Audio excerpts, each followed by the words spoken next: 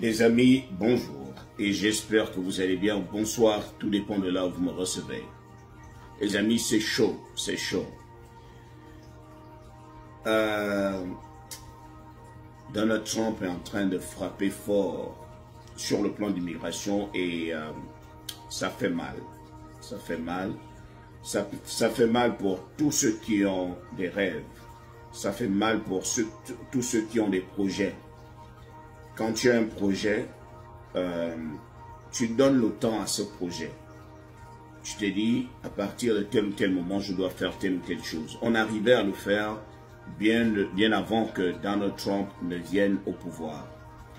Mais à présent, tu ne peux plus faire un projet avec le temps. Tu ne peux plus te donner du temps pour un projet. Tu ne peux pas te dire, d'ici 3 mois, je vais lancer ma procédure. Et d'ici 1 mois, je vais voyager. Non, tu ne sais pas ce qui t'attend. Alors, je vais vous apprendre que Donald Trump vient de signer, il a signé un décret récemment pour dire, il appelle ça le One Voice, une seule voix.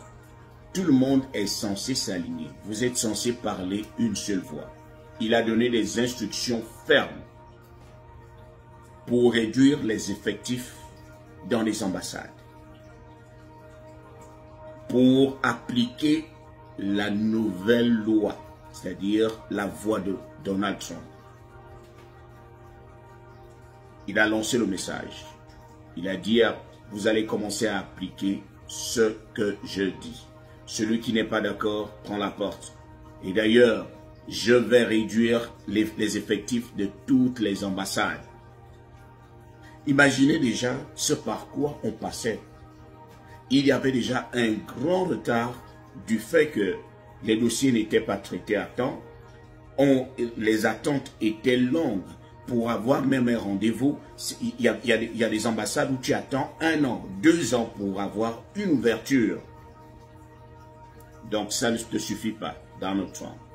Tu viens même réduire les effectifs. Si on réduit les effectifs, ça veut dire que un travailleur aura le travail de 2 personnes. Et s'il a le travail de 2 personnes, ça veut dire que le travail ne sera plus fait normalement. Et il exige aussi à ce que le contrôle soit minutieux, que les dossiers soient traités au peigne fin. C'est-à-dire, tu as réduit l'effectif et tu fais en sorte que tu m'obliges à prendre du temps sur certains dossiers, que je vérifie tout avant d'accorder le visa. Ce qui signifie que beaucoup de personnes pourraient même rater le visa dans l'administration Trump, alors qu'ils auraient pu peut-être obtenir ce visa dans l'ancienne administration. Tout simplement parce que les choses ne seront plus faites objectivement. Moi, je fais partie d'une certaine administration où on interroge les gens. Et lorsque on est submergé, on ne peut plus interroger objectivement.